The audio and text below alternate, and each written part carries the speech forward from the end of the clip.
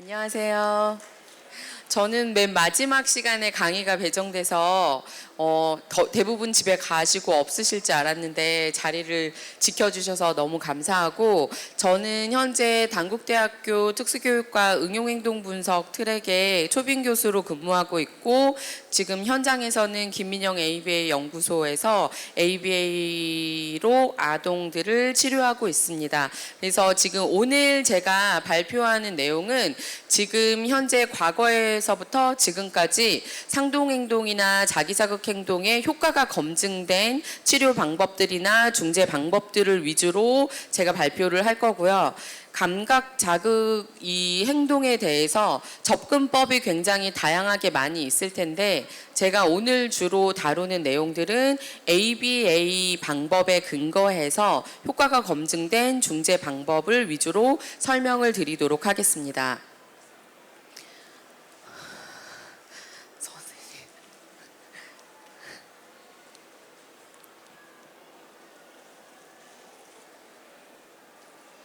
됐네요.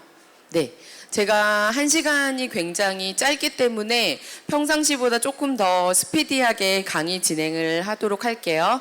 오늘 제가 1시간 동안 다룰 내용은 감각 추구 행동 누구에게 나타나는가, 그리고 감각 추구의 원인을 감각 추구가 왜 일어나는지 원인에 대해서 살펴볼 거고, 가장 잘 알려져 있는 효과가 검증된 방법으로 대체 행동 지도하기, 경쟁 반응이나 경쟁 자극 찾기, 다음에 RIRD 기법이라고 해서 이 자기 자극 행동하는 거를 끝까지 완성하지 못하도록 반응을 제지하고 그 다음 다른 행동으로 전환시키는 기법이 있거든요. 그래서 RIRD 반응 방해, 다른 행동으로 전환하는 방법, 그리고 다른 행동 차별 강화, 이렇게 4가지에 대해서 간략하게 설명해 드리도록 하겠습니다. 먼저 감각 추구가 누구에게 나타나는지 한번 살펴볼 건데요. 감각 추구 행동은 정상적으로 발달하는 아동들에게도 다 자연스럽게 일어나는 행동이고요. 성인들에게도 다 일어나요. 그래서 여기 앉아 계신 분들도 이렇게 다리 떨거나 이렇게 까딱까딱 하거나, 저 같은 경우에는 입술에 나와 있는 이렇게 보풀하기를 뜯는 행동이 있거든요. 그래서 제가 이렇게 할 때마다 저희 남편이 그만 이렇게 해요. 그러면 이제 쩍쩍 그만 뜯기는 하는데, 그거하고 이제 각자가 인식하던지 인식하지 못하던지 성인들이나 아이들이나 모든 사람들이 자기들이 가지고 있는 감각 추구 행동이 있어요. 그리고 대부분 우리는 지적장애나 자폐성 장애, 발달장애 학생들에게 감각 추구가 압도적으로 많이 일어날 거라고 생각하지만, 감각장애, 시각장애나 청각장애, 감각적으로 어떤 차단이 있는 학생들에게도 감각 추구 행동이 있어요. 그래서 저 같은 경우도 뭐 시각장애 학생들을 가르쳐 보거나 이런 친구들이랑 같이 공부를 하거나 그러면 막 이렇게 앞뒤로 이렇게 몸을 흔드는 이런 행동들을 보거든요. 본인들은 몰라요. 그런데 이제 보면은 졸고 있나? 그러면 졸지는 않는데 이런 행동들, 좀 반복적인 행동을 보여요. 그래서 이런 시각장애, 청각장애처럼 감각장애 학생들도 감각 추구 행동이 보이고, 지적장애, 발달장애 학생들도 감각 추구 행동 보여요. 그래서 이제 어머니들 커뮤니티 뭐 네이버나 뭐 이런 카페 이런 글들을 보면은 우리 아이들 감각 추구 행동이 보여요. 자폐인가요? 이런 질문이 엄청 많아요. 그런데 자폐뿐만이 아니라 지적장애 학생들이나 발달 지연 학생들이 다 공통적으로 감각 추구 행동들을 보일 수 있어요. 그래서 감각 추구 행동이 자폐 아동들이 고유로 가지고 있는 행동은 아니라는 거를 기억하셨으면 좋겠습니다. 그리고 조금 연구를 분석해 보면 자폐성 장애를 가지고 있는 아동들은 청각 관련된 감각 자극 행동이 조금 많다고 보고되고 있어요. 그래서 뭐 소리를 더 추구한다거나 아니면 귀를 막는 행동, 귀에 손가락을 넣는 행동, 이런 청각과 관련된 행동은 자폐성 장애 아동들에게 압도적으로 더 많이 일어나고 있어요. 이거는 아마도 지적장애나 다른 발달장애 친구들보다 청각적으로 훨씬 더 예민하기 때문에 자폐 성향을 가지고 있는 친구들에게는 청각을 막는 거, 청각을 추구하는 거, 이런 행동들이 다른 장애 영역보다 집중적으로 나타난다고 보고하고 있습니다. 감각추구나 상동행동은 뭔가 어떤 감각을 지금 저기 뭐 이렇게 프로젝터 빛이 막 너무 현란해갖고 자꾸만 쳐다보게 되는데 어떤 감각을 이렇게 추구하거나 아니면은 같은 행동을 반복적으로 하는 거, 이 모든 것들을 영어로는 스테레오티피라고 하는데 감각추구 상동행동의 중재 같은 경우에는 일단 우리 아이가 폭력적이거나 공격적이거나 자해행동 등의 행동이 보이면은 감각추구는 사실 중요한 문제행동은 아니에요. 그래서 공격, 자해, 폭력적이고 뭐 분노 발작이 너무 빈번하게 일어난다거나 그런 문제행동이 있다면 요거 먼저 중재를 해야 돼요. 근데 이제 조금 크다 보니까 이런 것도 잡혔고 별 큰 공격적이거나 자해의 문제행동은 보이지 않는데 중요한 문제는 아니지만 이런 것들이 감각추구가 지속되고 있다. 이런다면은 이제 우리가 감각추구의 중재를 들어가야겠죠. 감각추구 지원이 중요한 이유는 기술 습득을 너무 방해해요. 혼자 놀 때만 아이들이 감각추구 행동을 하는 게 아니라 저도 이제 저희 센터에도 감각추구를 안 하는 아동이 한 명도 없네요. 생각해 보니까 다 가지고 있어요. 그런데 이제 쉬는 시간이나 놀 때 뭐 이렇게 자석을 돌리거나 뭐 뱅글뱅글 돌거나 이런 행동은 괜찮은데 공부를 하려고 할 때 뭔가를 시키거나 뭐 어떤 활동을 하려고 하면 그것 때문에 활동이 안 되는 아동들, 그래서 학습 진도가 뭐 진행을 나갈 수가 없는 아동들 있잖아요. 그런 경우에는 기술 습득을 너무 방해하고 그것 때문에 이제 아동의 성장을 위해서 감각추구에 대한 그 행동에 대한 지원이 필요하고, 제가 가장 많이 느끼는 거는 어머니들이 사회적으로 오며 효과가 있어요. 그래서 만일에 지하철이나 버스를 데리고 탔을 때 아이가 조용히 있으면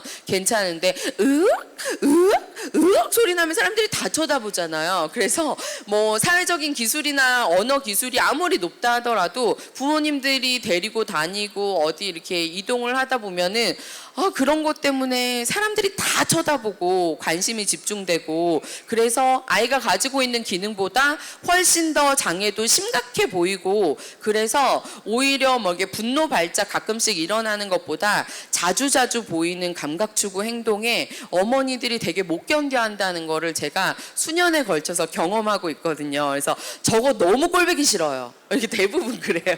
어떻게 할 수가 있나요? 그래서 저는 이제 안 돼요, 저거.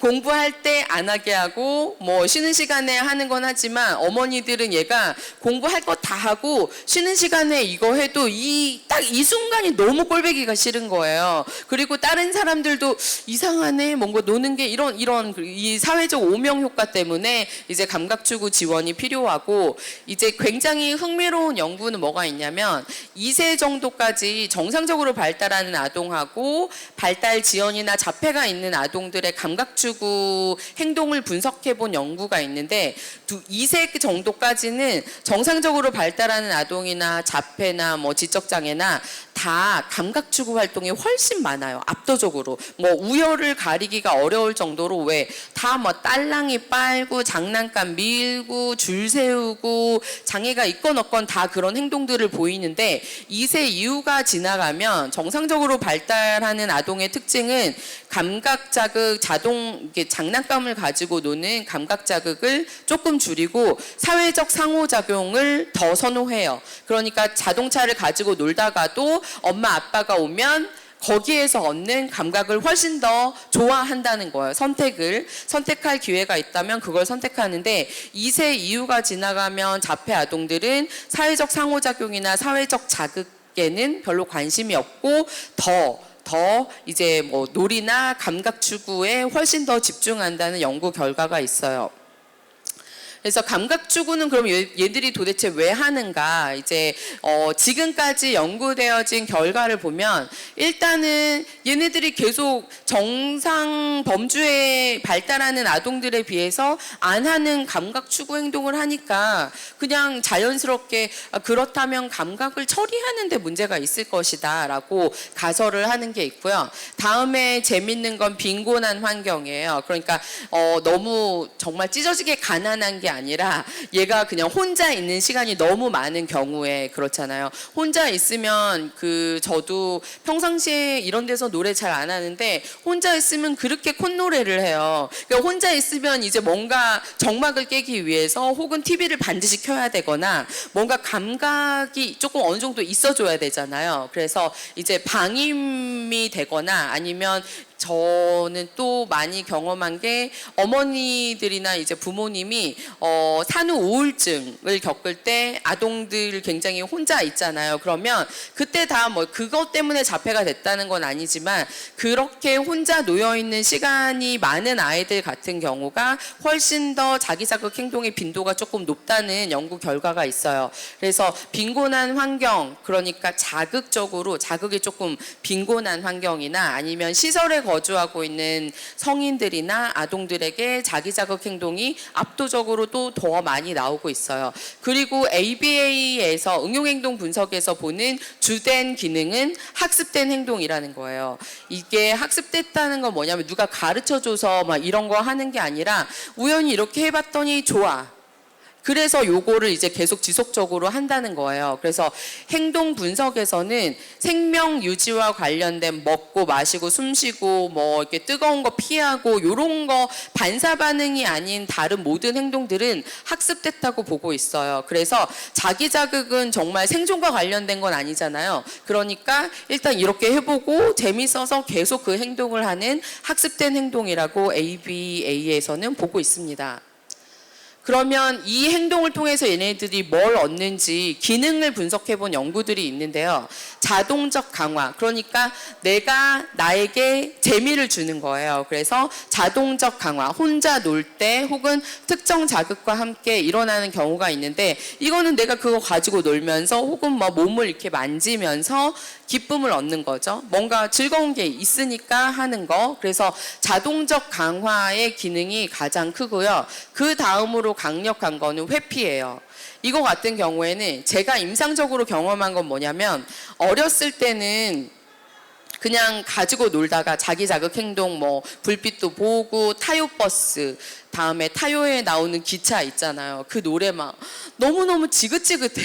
애들이 너무 막 그거 뭐 엄청 듣는 거 좋아하거든요. 어렸을 때는 그런 거 그 자극 자체가 좋아서 계속 추구하는 것도 있지만 어느 정도 아이들이 학습도 해야 되고 성인들에 의해서 과제가 지속적으로 주어지면 회피 기능도 굉장히 많아요. 그러니까 처음에 좋아서 했는데 나중에는 자 색칠하자 이렇게 하면 안 해도 되잖아요. 아니 또 왜 또 손을 올려 색칠하라는데 이러면서 과제가 끊긴단 말이에요. 그러니까 이 아이들도 처음에 이렇게 하다가 나중에 선생님이 무슨 말만 하면 이렇게 하니까 안 시켜. 그거 혼내니라고 과제가 끊기는 거예요. 그래서 자동적 이 감각 추구 행동을 하는 경우에 가장 기능이 많은 거는 자동적 강화와 회피예요. 그래서 요거 회피 같은 경우에는 한 5, 6세 이후에 조금 크고 지속적으로 뭐 치료 경험이 누적된 아동들이 이제 나 이제 알 만큼 알아. 선생님이랑 앉아서 놀자 그러면 그러죠. 네가 논다고 말하지만 결국은 시킬 거 알아. 이거거든요. 그래서 회피로 이제 자기가 쓸 수 있는 거 레파토리를 다 돌려보다가 침을 뱉거나 침을 바닥에 다 바르거나 그러면 치료사들이 엄청 고민하거든요. 이거를 닦아 마라. 그죠? 그러면서 치료의 맥이 팍팍팍팍 끊겨요. 그래서 이 아이들도 이제 그거를 여러 번 이 센터뿐만이 아니라 다른 센터에 다 치료사한테 침 뱉었더니 맥이 끊기고 그럼 과제 회피가 이어지기 때문에 이 기능도 굉장히 강력해요. 관심 끌기 기능은 그닥 많지 않아요. 자동적 강화나 회피 행동의 기능이 가장 많고 가장 우리를 고달프게 하는 건 복합적 기능이에요. 그러니까 이렇게 손 이렇게 흔드는 행동으로 혼자 놀 때도 흔들고 시킬 때도 흔들고 엄마 옆에서 관심 끌기 위해서도 흔들고 그러면은 이제 치료사나 부모가 얘가 뭐 때문에 그러는지 이제 굉장히 모를 때가 있거든요. 이 정도 복합적인 기능이 있을 때는 모든 사람들을 미궁에 빠지게 만들 수가 있어요. 근데 이제 조금 이제 보면은 과제 치료실이나 학교에서 뭔가를 하려고 할 때 시작한다 그러면 회피 기능이 강한 거고, 이제 이런 자동적 강화의 기능이 강한 아동들은 치료할 때나 교육을 받을 때는 괜찮아요. 그래서 저도 너무 이렇게 배신당하는 느낌을 받는 게, 오늘은 1시간 동안 자기 자극 행동 한 번도 안 했어요 라고 상담할 때 옆에서 그렇게 해요. 민망할 정도로. 그러니까 이제 그런 거죠. 네가 시켰으니까 내가 뭐 이렇게 심심할 틈은 없잖아요. 좋아서 심심하지 않은 게 아니라 시키니까 계속 그냥 뭐 이렇게 이거 할 시간이 없어서 했다가, 자 이제 공부 끝, 엄마랑 이야기하는 동안 기다리세요 그러면 이제 정말 댐 터지듯이 막 이렇게 다 나오는 거죠. 그래서 그러면은 그때는 대부분 엄마랑 교사가 상담을 하고 있는 상황이고 아이는 혼자 있을 때기 때문에 그때는 자동적 강화 기능이 훨씬 더 강해요. 그때 이제 행동 분석가들도 관심 끌기 기능도 좀 있는 것 같아요 라고 생각을 할 수가 있는데, 거의 연구로 다시 분석을 해보면은 이제 자기 자극인 경우가 이제 훨씬 많아요. 통계적으로 심심할 때 가장 많이 나타나는 거기 때문에 자동적 강화, 내가 나를 조금 그런 행동을 통해서 기쁘게 하는 거죠. 감각주고 행동의 종류는 이제 조금 어떻게 나누느냐에 따라서 계속 다르긴 할 건데, 추구하는 거, 그러니까 있는 자극을 계속 찾아다니는 거 있잖아요. 있는 자극을 계속 찾아서 자기가 이렇게 받아들이는 행동의 패턴이 있고, 두 번째로는 자기가 만드는 거. 이거는 내가 만드는 거고, 제가 지금 지도하고 있는 아동은 그 타요 메트로버스 있잖아, 메트로 그 기차의 노래를 듣다가 최절정에서 이렇게 소리를 내거든요. 근데 그 아이는 의사소통이 가능해요. 그래서 제가 너 도대체 왜 이렇게 소리를 지르니 그랬더니 노래 부르고 싶어서라고 자판을 썼어요. 근데 그 아동은 정말 그 이야기를 듣고서 다시 봤더니 항상 그 노래의 클라이막스에 음성상동을 하는 거야. 이렇게. 그래서 이제 저는 노래 부르고 싶으면 그렇게 하지 말고 허밍으로 좀 대체를 해줬거든요. 그러니까 그 항상 듣던 부분에 절반은 하고 절반은 저를 보고 이렇게 허밍을 하더라고요. 그래서 이제 요거는 문제 해결이야. 자기가 노래를 부르고 싶은데 이 뽀로로 동요나 타요버스 동요나 이런 것들은 속도가 엄청 빨라요. 그래서 언어가 어눌한 아동들은 빠른 속도로 따라 부를 수가 없으니까 노래는 불러야겠고, 그래서 막 이렇게 소리를 내는 거거든요. 그래서 이제 감각을 추구하는 행동, 스스로 감각을 만드는 행동, 그리고 뭐 회피하고 싶거나 뭐 놀고 싶을 때, 노래를 부르고 싶을 때 문제, 그걸 하기 위해서 하는 행동들이 있어요. 그러면은 또 다른 형태적으로 나눠보면요, 모터, 움직임을 포함한 감각 추구예요. 그러니까 한 부분을 계속 반복적으로 흔드는 거 있잖아요. 몸의 부분을 반복적으로 흔드는 게 움직임을 포함한 감각 추구 행동이고요.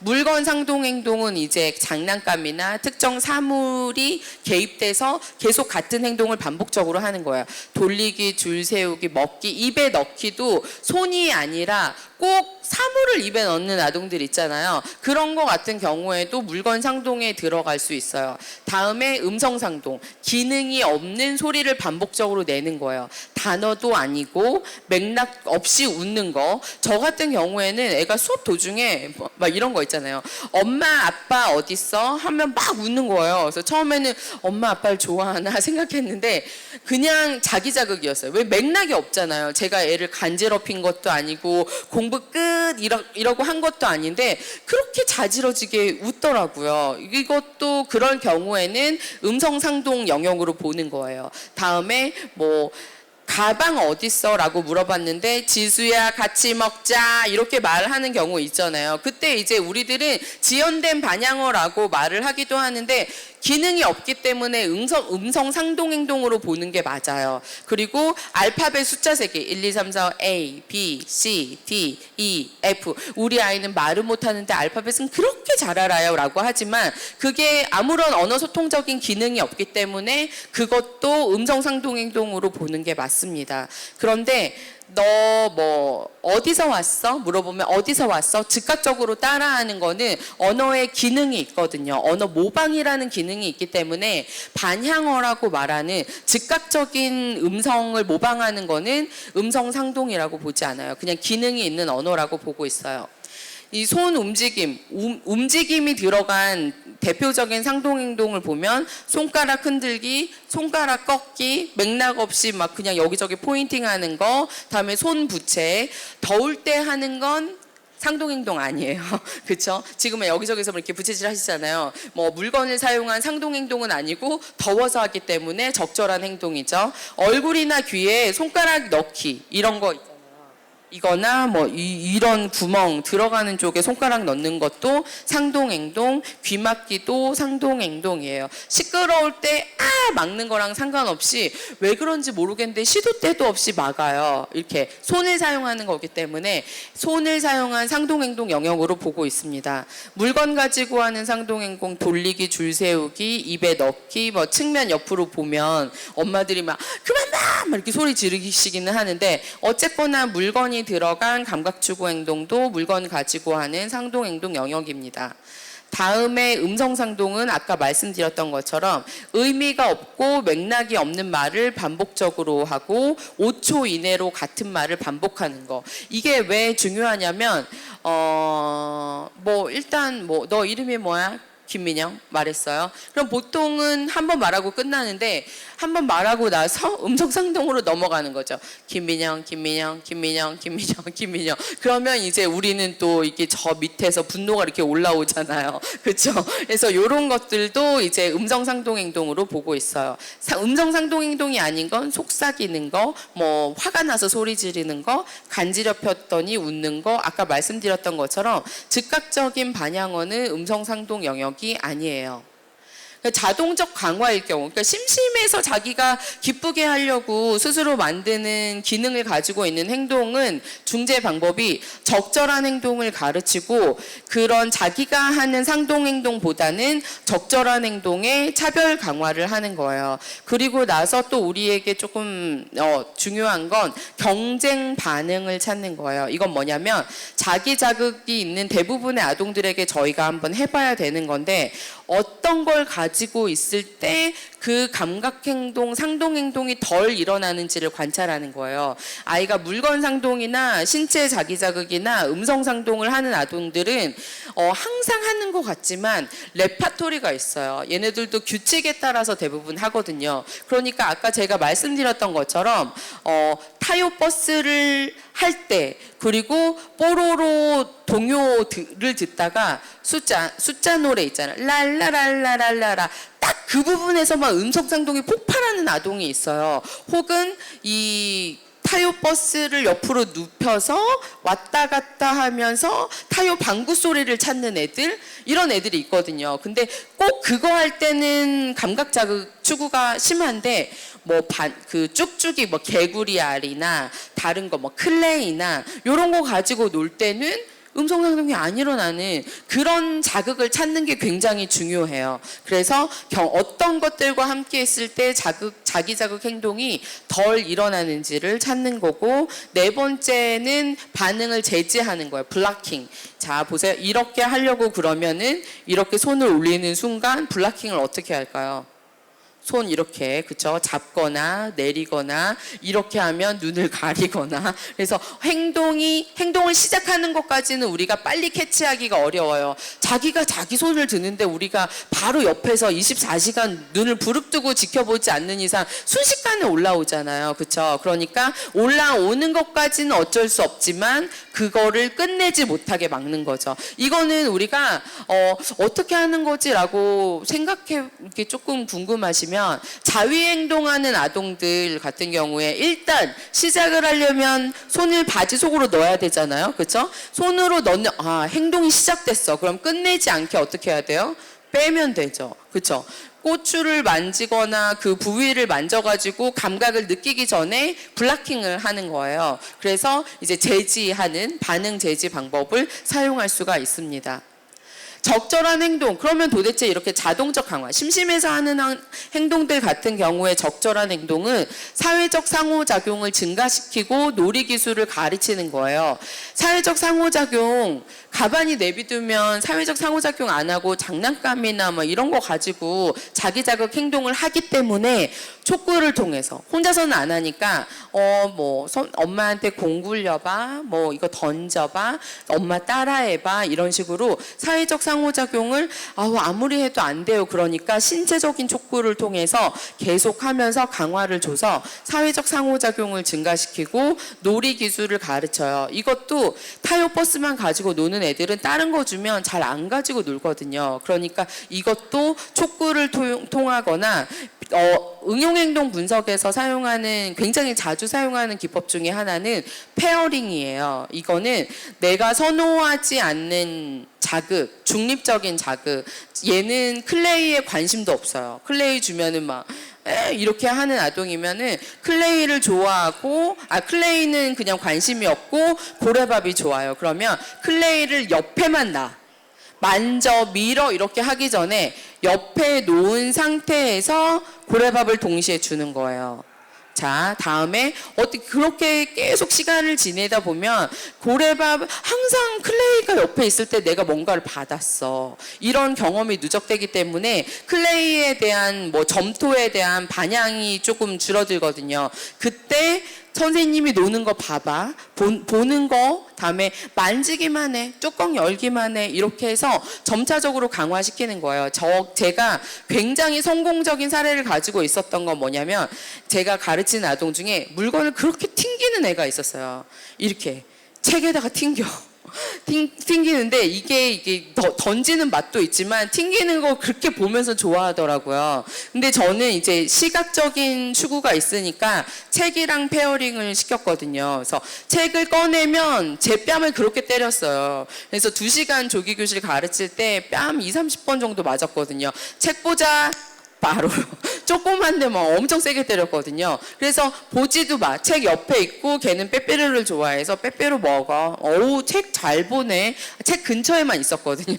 책 잘 보네. 빼빼로 먹고 나중에는 책 가지고 와. 혹은 여기 두드려봐. 이렇게 해서 빼빼로 먹이고, 그래서 그 세션 끝나고 갈 때는 책이 없으면 치료실 나가질 않았어요.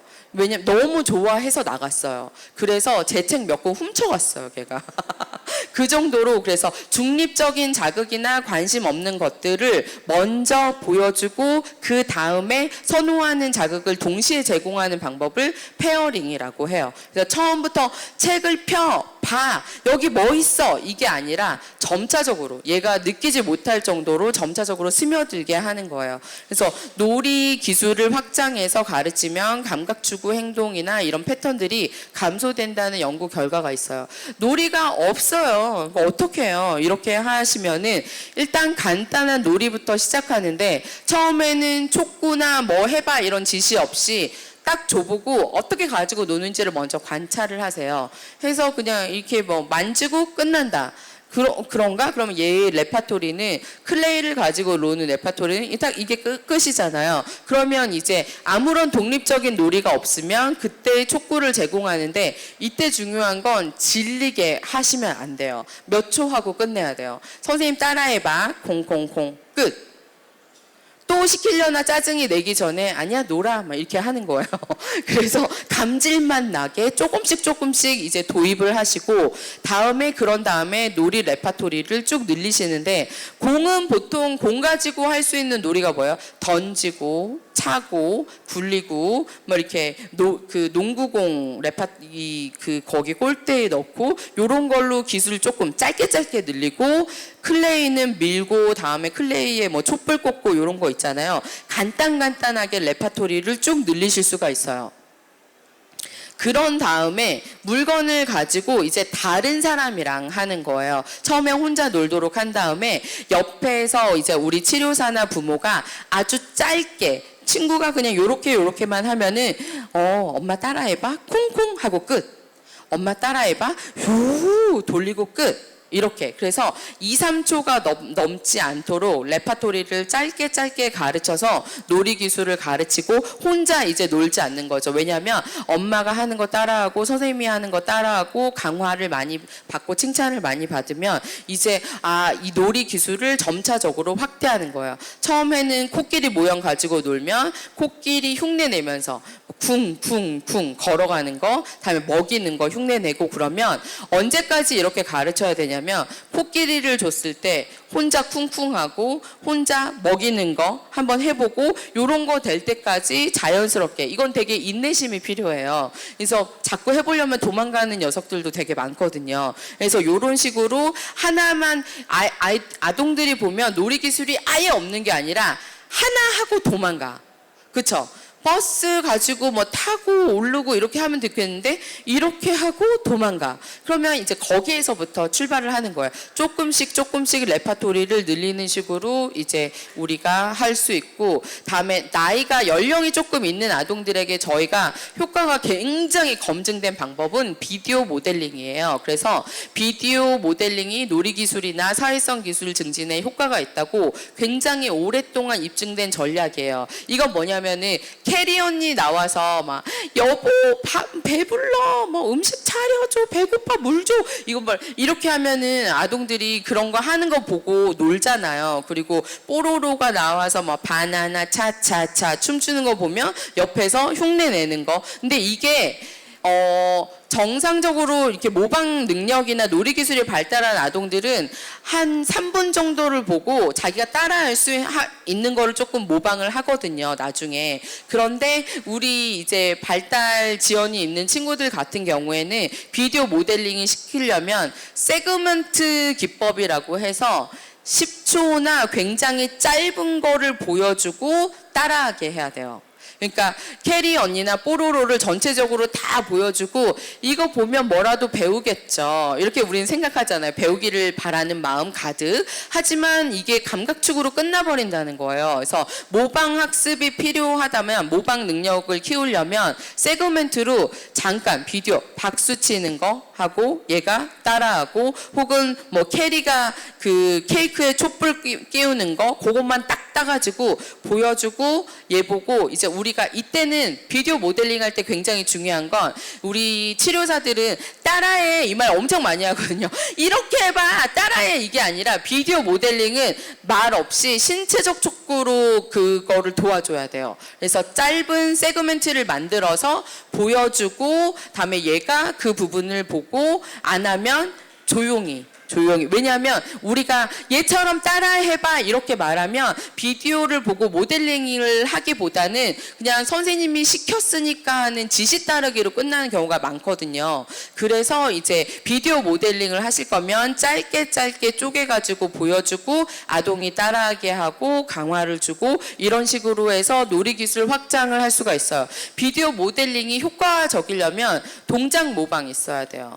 다음에 사물 모방, 상대방이 하는 행동을 보고도 모방을 하는지. 다음에 비디오 모델링은 컴퓨터나 뭐 패드나 아니면 핸드폰을 보고 하는 거잖아요. 이 아이가 모델링이 가능한지 안 하는지 어떻게 아냐면 여기 스크린에 뭐 바나나 놓고 같은 거 맞춰봐 이렇게 했을 때 정말 여기에 있는 바나나랑 여기 있는 바나나랑 매칭할 수가 있으면 비디오를 보고 모방이 가능하다는 거예요. 이 선수 기술이 없으면 비디오 모델링이 불가능해요. 그래서 컴퓨터 화면과 사물 매칭 등을 우리가 한번 이제 나눠서 평가를 해본 다음에 비디오 모델링을 통해서 사회적 상호작용이나 아니면 놀이 기술들을 가르칠 수가 있어요. 놀이 기술이 아예 없어요. 1도 없어요. 이런 아동들은 어떻게 해야 되냐면 다양한 놀이에 지속적으로 그래도 노출을 해야 돼요. 왜냐하면 자폐 성향이 있는 아동들은 항상 놀던 것만 가지고 놀거든요. 익숙한 걸 가지고 노는 게 더 편하기 때문에. 근데 새로운 장난감이나 놀이 활동에 노출을 지속적으로 시켜주면 언젠가는 그게 익숙해지잖아요. 그래서 그걸로 이제 익숙해지면 그 다음에서야 놀이 활동을 시작하거든요. 그리고 중요한 건 이거예요. 생활 연령에 적합한 놀이를 노출시켜야 되는데 얘가 이제 7세고 초등학교 들어갔다 그러면 타요랑 뽀로로는 조금 줄여야 돼요. 네, 이제 뭐 6, 7세는 이제 생활 연령에 적합하지 않거든. 그거보다 조금 높은 단계로 계속 노출을 시켜서 다른 것도 재밌다는 걸 조금 보여주셔야 돼요. 그래서 이제 감각 추구 행동이 덜 일어나고 아이가 좋아하는 활동 리스트를 찾는 것이 굉장히 중요해요. 이걸 가지고 놀 때는 그 행동을 안 보이네? 이런 리스트들이 있거든요. 그래서 그런 거를 찾으시는 게 핵심이에요. 다음에 경쟁 반응은 제가 아까 말씀드렸던 것처럼 이거는 종류가 조금 두 가지가 있는데 이거 이렇게 라라라 막 이렇게 하는 아동이나 아니면 이렇게 모서리 이렇게 찍는 아동들 있거든요. 꼭 이런데 이렇게 찍어보는 아동들 이런 거랑 비슷한 감각을 얻을 수 있는 피아노 누르기 이런 거를 이제 한번 시켜보는 거죠. 혹은 클레이 반죽 누르기 요런 거 있잖아요. 그래서 형태는 같지만 느낌 비슷하지만 꼭 요런 모서리는 위험할 수 있으니까 그래서 다른 걸로 조금 대체하는 거. 다음에 이렇게 하는 거 같은 경우에는 촉지각을 추구하는 경우가 많거든요. 그러니까 큰 거 왔다 갔다 하는 것보다 약간 손가락을 오물오물 거리면서 느낄 수 있는 장난감, 뭐 구슬 끼우기나 아니면 조그만한 블럭 끼우기 이런 거 있잖아요. 그런 것들이 이제 훨씬 더 적합한 놀이 형태라고 볼 수 있어요. 그래서 이제 또 재밌는 건 뭐냐면은 이렇게 눌러가지고 이런 행동이 있는 아동들은 제가 지금 현재 가르쳐서 피아노를 반짝반짝 작은 별, 나비야 나비야, 떴다 비행기 다 쳐요. 타요까지 쳐요.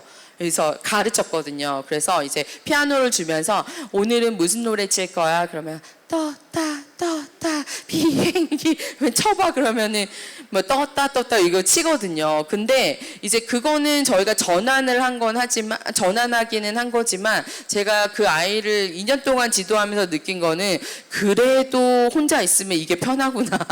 요거는 이제 제가 좀 절망감을 느낀 영역이기는 해요. 그래서 어쨌거나 꼭 항상 요것만 하다가 이제 피아노도 누르고 클레이도 누르고 다른 영역으로 확장하는데 비슷한 느낌의 놀이는 아닌데 얘가 또 좋아하는 게 있어요.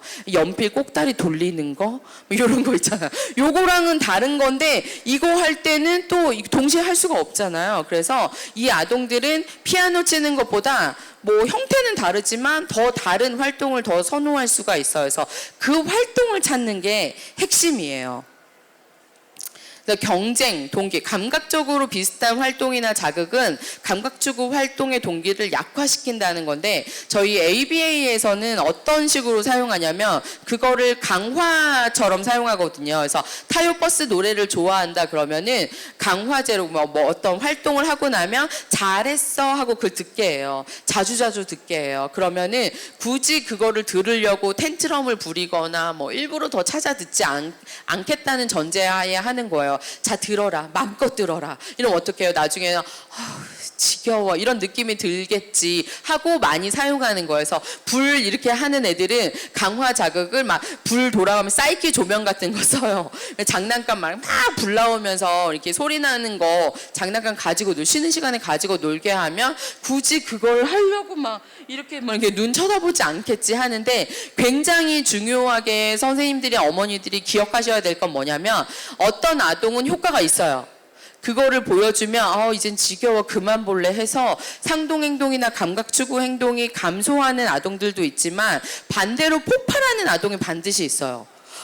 진짜로. 그러니까 자꾸만 빠져든다, 더 하고 싶다, 늪처럼 쭉 빠지는 거예요. 그래서 이거를 감통이나 뭐 이런 치료센터에서 원 없이 마음껏 해주면 덜 해요. 이것도 반반이에요. 덜 하는 아동이 있지만 미친 듯이 더 폭발하는 아동이 반드시 있기 때문에 이제 내가 지도하는 아이나 우리 아이가 이거를 그냥 놀 때 이거를 하면은 일상생활에서 덜 하는 아이인지 하면 할수록 더 찾는 아이인지는 객관적으로 좀 데이터를 기록하셔야 돼요. 그래서 미리미리 원 없이 하게 해주면 반드시 조금 동기가 감소하기 때문에 행동이 줄어들 것이다는 아니라는 거. 아동마다 다르기 때문에 우리 아이가 어떤 아이인지를 선생님들이 보셔야 되는 거예요. 그래서 감각 자극을 제공하는 것이 항상 감각 추구 행동을 감소시키는 것은 아니라는 있다는 거를 기억해 주셨으면 좋겠습니다. 경쟁 자극, 그러니까 만일에 여기를 치는 거 대신에 피아노를 치게 하거나 클레이를 치게 하면 훨씬 더 기능적이긴 하잖아요. 근데 얘가 여기를 왜 쳤겠어요? 심심해서. 심심해서 쳤는데 피아노 네가 치라니까 나는 이거 또 쳐. 하지만 혼자 했을 땐 또 심심해. 혼자 놀 기술이 없어. 그래서 경쟁 자극을 찾아서 놀게 하는 거는 대체 항상 기능적인 선택은 아닌 거예요. 뭐 이렇게 돌리고 싶어? 그러면은 뭐 네 손가락 돌리지 말고 선풍기 돌려. 이게 전환할 수 있어요. 근데 조금 지나면 선풍기 돌리는 것도 그렇게 꼴보기 싫어. 엄마 입장에서. 그렇잖아. 얘가 이거 했더니 이제 또 다른 거 하네. 이런 느낌이거든요. 그래서 이제 이런 대체 자극을 찾아서 가르친다는 게 꼭 적절한 행동이나 표현 방법을 가르치는 거는 아니기 때문에 이것도 어느 정도 한계가 있다는 거예요. 근데 이런 건 있죠. 모서리 치는 거 정말 꼴보기 싫었는데 지금은 그래도 피아노를 막 이렇게 쳐서 마음의 위안은 돼요. 이런 거는 있어요. 그래서 이제 이 아이가 보이는 행동이, 겉으로 보이는 행동이 얼마나 용납 가능한 행동으로 전환이 될 수 있는가가 이제 문제인 거죠. 다음에 음성상동을 볼게요. 음성상동은 얘가 소리를 내는 거예요. 그래서 음성상동은 다른 이 신체적인 상동이나 장난감이나 물건을 가지고 하는 상동행동보다 훨씬 접근이 까다로운 게 뭐냐면, 장난감으로 막 이렇게 막 시각 추구하면 어떻게 해요? 반응 차단 어떻게 해요? 장난감을 안 주면 돼. 그쵸? 혹은 맞거나, 혹은 손을 막 이렇게 흔들면은 그 블락킹 어떻게 해요? 손 막으면 돼. 근데 음성은 자기가 성대에서 소리를 내는 거잖아요. 일단 소리를 내면 우리가 목을 조르거나 뭐 이걸 제지할 수가 없어. 그렇잖아요. 그래서 음성상동 같은 경우엔 중재가 굉장히 까다로워요. 그래서 이제 음성상동 언제 일어나냐면, 정말 신기한 건 뭐냐면, 뭐 센터나 뭐 언어치료나 이런 걸 해서 음성 모방을 시작하고 난 아동들은 음성상동이 확 증가해요. 그러니까 이제 엄마들은 컴플레인을 뭐라고 거시냐면, 얘가 예전에 안 그랬는데 혼자 놀면서 그렇게 끄끄거려요. 소리도 내고 바바바바바 이런 소리 내거든요. 그러니까 얘가 엄마라고 말하면 확실히 속이라도 편하겠는데 그것도 아니고 어느 날 갑자기 바바바바바바 이러니까 없던 문제 행동 생긴 것 같아요. 이렇게 컴플레인을 하시는데, 음성 모방을 했다는 건 뭐냐면, 음성 상대방의 소리를 따라하고 내가 소리를 내서 강화를 받았잖아요. 그러면 이게 약간 조금 좋은 행동으로 인식을 하거든요. 그래서 음성 모방 우, 엄마, 아빠 이거 시작한 아동들은 옹알이처럼 음성 상동도 늘어요. 이거는 이제 그게 꼭 나쁜 건 아니고 이제 음성 발화 활동을 아이가 즐겨 하기 때문에 그런 거고, 이제 언어가 늘면서 조금 감소할 거예요. 정상적인 발달 과정이고 소고 노력이 필요한 거. 그러니까 없애야 되는 거는 의사소통에 방해가 되거나 학습에 방해가 되거나 이런 경우에는 조금 집중적으로 줄이시는 게 좋아요. 다음에 이거를 할 때 이제 우리가 반응 방해 후 다른 활동 전환, 저희가 그냥 전문 용어로는 RIRD라고 하는데 랄랄랄랄랄랄랄랄랄랄랄랄랄라 이러고 있으면 그걸 끊는 거예요. 왜냐면 음성상동 같은 경우에는 맥을 끊지 않으면 애들이 계속 빠지더라고요. 이러면 어떻게 해요? 이제 뭐 우리가 옆에서 막 견딜 수가 없잖아요. 그래서 언제까지 하나 두고 보자는 두고 볼 수가 없어. 계속 할 거기 때문에. 그럴 때 이제 맥을 끊는 게, 이름이 뭐야? 라고 물어보는 거야. 다른 질문에 대답할 수 있는 아이거나 반향어가 있는 아동이면은 이름이 뭐야? 라고 하면 얘가 대답을 거의 할 때도 있고 못 할 때도 있어요. 왜냐면 우리가 TV에 막 한참 푹 빠졌을 때 남편이 오늘이 무슨 요일이야 물어보면 대답 안 하잖아요. 지금 분노가 막 올라오죠. 공격성이 증가하잖아요. 그래서 얘네들도 음성상동이나 자기자극 행동에 푹 빠졌을 때 제지하면 공격성이 증가해요. 공격성이 증가하거나 분노 발작으로 이어지는 경우가 굉장히 많아요. 그래서 이제 촉구를 주는 거죠. 너 이름이 뭐야? 김민영까지 제가 해주는 거예요. 그러면 얘가 에코익이 강한 애들은 꼭 에코익을 해야 되거든요. 그렇죠? 그래서 너 네가 좋아하는 거 뭐야? 뭐 줄까? 비타민도 제가 하면 이제 막 이 하다가 비타민 이렇게 따라하거든요. 그렇게 해서 음성상동의 맥을 이제 끊으면 훨씬 더 빈도가 줄어들어요. 그래서 바람직한 음성 산출로 이제 도와주는 거고, 자료를 첨가하는 것이 도움이 되는 게 이건 뭐냐면은 눈에 보이지 않는 걸 말하는 걸 아이들이 조금 어려워하기 때문에 이제 눈에 보이는 거, 내가 누구야? 선생님 혹은 책, 핑크퐁 이렇게 자료를 말하는 활동으로 전환하는 것도 굉장히 도움이 돼요. 그래서 연구 중에서 텍트, 저희는 명명하기, ABA에서는 명명하기를 텍트라고 하는데, 텍트 훈련을 시키면은 약간 음성상동이 줄어든다는 연구 결과가 누적돼서 여러 개가 있거든요. 이건 뭐냐면 랄랄랄랄랄라 막 이렇게 하고 있으면은 이거 이제 말하게 하는 거예요. 사과, 바지, 가방 이렇게. 그래서 얘도 음성상동의 욕구가 올라오면 랄랄랄라로 넘어가는 게 아니라 책에 있는 거를 보고 책, 가방, 연필, 눈에 보이는 걸 말하도록 이제 훈련을 시키는 건데, 그게 굉장히 효과가 좋다고 나왔어요. 그런데 이거는 높은 중재충실도라는 건 뭐냐면은 얘가 자기 자극할 때마다 옆에 붙어서 이름이 뭐야? 이거 뭐야? 계속 시켜야 돼. 그러니까 거의 잠잘 때 빼고는 옆에서 중재를 계속 들어가야 되는 거잖아요. 하다가 안 하면 어떻게 돼요? 다시 또 폭발할 수가 있어요. 그래서 이제 굉장히 수고와 노력이 많이 들어가는 중재 방법이에요.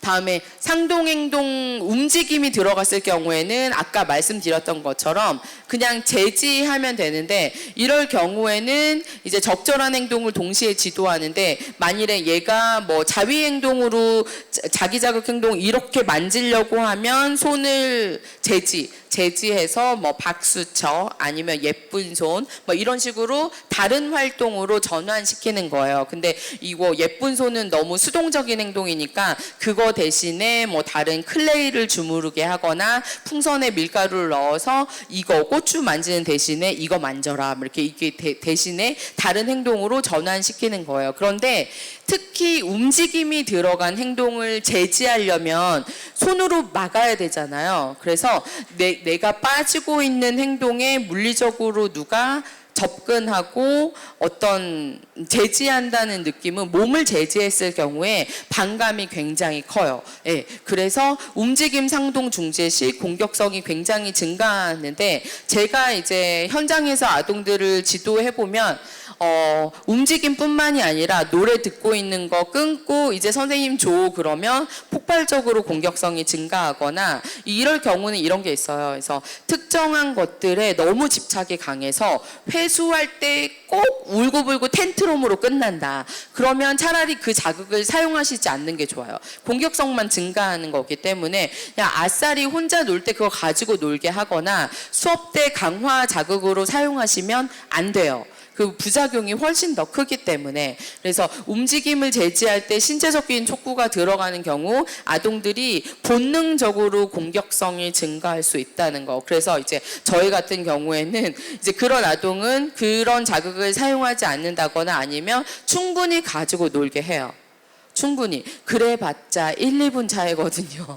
기다려줬다가 아니면은 다른 거, 조금 다른 좋아할 만한 다른 행동으로 이제 바꿔준다거나 해서 이제 바꿀 수가 있어요. 음성상동 같은 경우에는 이제 음성 하는데 너 이름이 뭐야? 김민영 말을 못해. 이럴 경우에는 음성으로 중재를 하는 게 아니라 행동 모방으로 중재를 해. 밥 먹자, 지수야 밥 먹자, 같이 먹자 이런 말 하고 음성을 못하는 아동이라면 선생님 따라해 요렇게. 그러면 얘가 하다가 사람을 모방해야 되기 때문에 끊겨요. 맥이 끊겨요. 우리는 이 음성상동의 맥을 끊는 게 굉장히 중요하고 맥이 끊기잖아요. 그러면 얘네들은 푹 빠지다가 TV를 한참 드라마를 보다가 남편에게 라면을 끓여주고 나면 너무 짜증이 나죠. TV를 보고 싶지가 않아 다시. 맥이 끊겨가지고 나중에 혼자 몰아볼란다 그러지 다시 보지 않잖아요. 이런 효과가 있다는 거예요. 이런 음성상동의 맥을 끊는다는 게. 그래서 이제 음성 움직임이 이 음성 레파토리가 적은 학생들에게는 이제 그거를 제지하고 다른 뭐 선생님 따라의 장난감이나 움직임 모방으로 중재를 하시는 게 효과가 좋습니다. 이 반응을 제지하고 다른 활동으로 전환시키는 거의 한계점은 아까 제가 말씀드렸던 것처럼 24시간 붙어 있을 수 없다는 거. 그래서 그리고 이제 제지를 했을 경우 공격성이 증가한다는 거. 그리고 얘는 심심해서 그랬는데 우리가 가르치는 거는 네 이름 뭐야 김민영 이거잖아요. 그러니까 기능적으로 적합한 중재 방법은 아니라는 거예요. 그래서 놀이 기술이라든지 놀이 기술 확장이라는 대체 행동 지도가 여전히 필요하다는 걸 우리가 기억해야 돼요. 상동 행동 할 때마다 혼내는 방법 부모님이나 엄청 많이 쓰세요. 연구를 해봤어요. 이게 효과가 있는지. 혼나서 일시적으로 감소해요. 눈치가 있거든요. 더 이상 하면 맞겠다 이런 느낌이 있어서. 그렇지만 장기적으로 봤을 때 오히려 더 폭발적으로 증가한다는 연구 결과가 있어요. 하지만 이제 제가 느끼기에는 부모님의 이 분노를 조절하기 위해서는 한 번씩 엄마가 이렇게 그만! 팔! 손! 이렇게 이거 엄마의 정신 건강을 위해서는 효과가 있을지 모르지만 아동의 이 행동 빈도를 줄이는 데 있어서는 그렇게 효과가 있지는 않아요.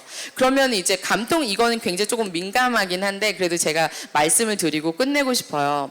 관심 기능일 경우에 관심을 끌기 위해서 상동 행동을 하는 아동 같은 경우에 감통 치료는 효과가 없어요. 저희 ABA에서도 효과는 없어요. 왜냐하면은 관심 끌기 기능인 경우에는 1대1로 치료가 들어가 언어 치료나 뭐 감통이나 ABA나 관심이 계속 주어지잖아요. 제발 애들이 막 꼴 보기 싫어서 막 이렇게 도망가면 같이 관심 끌기 위해서 이렇게 하진 않아요. 그래서 뭔가 지시 수행이 계속 들어가야 되는 그러니까 관심을 끌기 위한 행동이다. 그러면 굳이 감통을 한다고 해서 효과가 있진 않고 회피 기능 하기 싫어가지고 하는 거는 감통도 이거는 약간 감소한다는 건 뭐냐면은 감통은 뭐 학습적인 거 색칠해, 가, 써, 이름 뭐야 이렇게 굉장히 학습 중심의 활동이 많지는 않잖아요. 그러니까 회피 행동으로 많은 아동들은 감통에 들어가면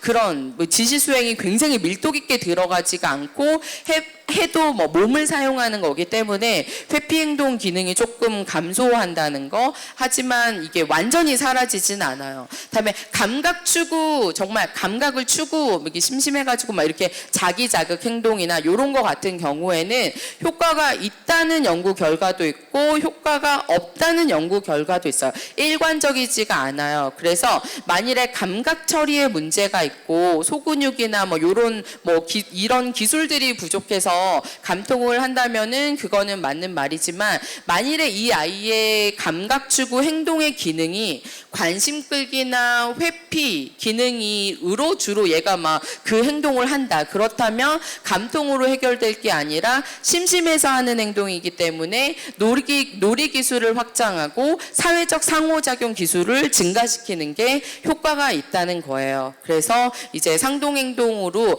왜냐면 이거를 제가 언급한 이유는 감각 추구 행동이 있으면 무조건 감통을 해야 된다고 생각하시는데 아까 제가 서두에 말씀드린 것처럼 똑같은 행동이지만 기능을 여러 가지 가지고 있기 때문에 기능별로 접근을 해야지 그 행동 중재의 효과를 볼 수 있다는 거예요.